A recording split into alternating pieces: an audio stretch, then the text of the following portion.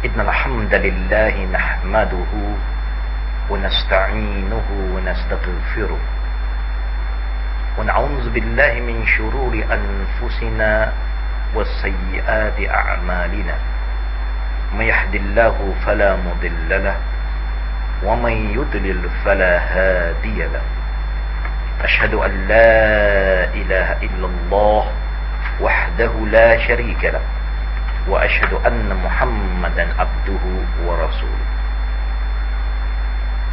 يا أيها الذين آمنوا اتقوا الله حق تقاته ولا تموتن إلا وأنتم مسلمون يا أيها الناس اتقوا ربكم الذي خلقكم من نفس واحدة وخلق منها زوجها وبث منهما رجالا كثيرا ونساء واتقوا الله الذي تساءلون به وأرحام إن الله كان عليكم رقيبا يا أيها الذين آمنوا اتقوا الله وقولوا قولا سديدا يصلح لكم أعمالكم ويغفر لكم ذنوبكم ومن يطع الله ورسوله فقد فاز فوزا عظيما أما بعد فإن أصدق الحديث كتاب الله وأحسن هدي محمد صلى الله عليه وآله وصحبه وسلم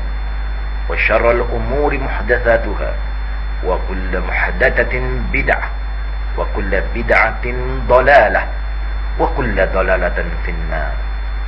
Assalamualaikum warahmatullahi wabarakatuh. Segala puji dan puja adalah milik Allah sebagai pencipta alam semesta, yang telah menjadikan kita selaku hambanya dan menjadikan kita dengan tujuan untuk mengabdikan diri kepada Allah, sebagaimana firman Allah, wa ma khalaqtal jinna wal ins illa liya'budun. Tidaklah kami, yaitu Allah, menjadikan jin dan manusia melainkan adalah semata-mata untuk mengabdikan diri kepada Allah Subhanahu wa taala. Selawat dan salam atas Nabi kita Muhammad sallallahu alaihi wa alihi wasallam, yang telah diutuskan oleh Allah Subhanahu wa taala untuk menjadi contoh dan ikutan bagi mereka yang ingin mendekati Allah dan mencari keredaan Allah Subhanahu wa taala. Sidang muslimin dan muslimat yang kami muliakan, sesungguhnya kehidupan kita selaku umat Islam terdiri daripada dua benda yang sangat asas. Yang pertama, semua orang Islam imma dia akan beribadat kepada Allah ataupun dia akan beradat. Artinya, hidup manusia tidak boleh lari dari dua perkara, imma ibadah, imma adat. Sebagai orang yang telah diberi oleh Allah hidayat, yaitu Al-Quran dan sunnah Nabi-Nya Muhammad sallallahu alaihi wasallam, yaitu Al-Hadis, maka sudah tentu kita akan cuba jadikan keseluruhan hidup kita ini ibadah kepada Allah. Kita akan utamakan ibadah daripada adat. Pada hari ini kami ingin menjelaskan kepada semua muslimin dan muslimat bagaimana pentingnya kita pastikan bahawa solat kita adalah suatu ibadah yang dikerjakan oleh kita secara ilmiah, ataupun dirikan solat dengan ilmu pengetahuan, bukan secara adat asal buat. Para jemaah yang kami muliakan, sesungguhnya Allah Subhanahu wa taala yang telah menjadikan kita begitu sayang kepada kita. Selepas dia jadikan kita sebagai hambanya, dia turunkan satu panduan, satu pedoman supaya dapat kita hidup dengan adanya panduan di dunia ini. Panduan itu tidak lain, tidak bukan adalah Al-Quran. Selain daripada Quran yang telah diwahyukan oleh Allah untuk menjadi panduan hidup bagi umat ini. Allah jadi seorang insan yang namanya Muhammad bin Abdullah, yang dikenali sebagai Muhammad Rasulullah sallallahu alaihi wasallam, sebagai contoh. Diutuskan Nabi ini adalah semata-mata untuk menjelaskan, memberi penerangan kepada setiap manusia apakah yang dikehendaki oleh Allah daripada kita. Contohnya, kenapa kita dirikan solat? Kita dirikan solat kerana adanya perintah daripada Allah.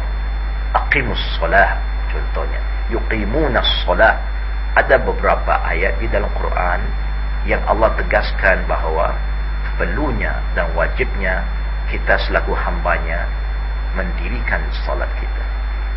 Tetapi dalam Al-Quran tidak pula dijelaskan oleh Allah secara terperinci satu persatu tentang kaifiatnya, artinya cara-caranya yang perlu dilakukan oleh kita sewaktu kita dirikan salat. Maka sesuai dengan firman Allah Subhanahu wa taala, yaitu di dalam surah An-Nahl ayat 44, Allah berfirman, wa anzalna ilaika adh-dhikra litubayyana lin-nasi ma nunzila ilaihim wa la'allahum yatafakkarun. Maksudnya, kami Allah telah menurunkan kepadamu ya Muhammad, bukan diturunkan kepada sesiapa melainkan nabinya Muhammad sallallahu alaihi wasallam, az-zikr, yaitu Al-Quran, untuk engkau ya Muhammad jelaskan kepada manusia dengan terperinci apa yang kami turunkan kepada mereka.